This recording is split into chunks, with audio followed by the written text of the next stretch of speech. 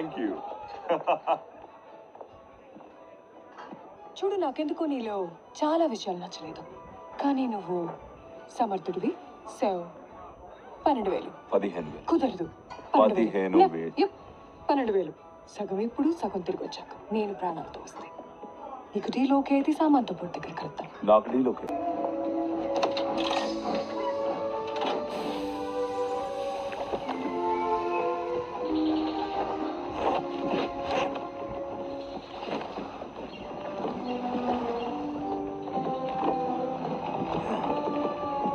అడవిలో నువ్వు ఎంత అందంగా ఉన్నా ఎవడు పట్టించుకోడు. మరి నా బోట్లో ఇంత బరువు ఎందుకు దండగా?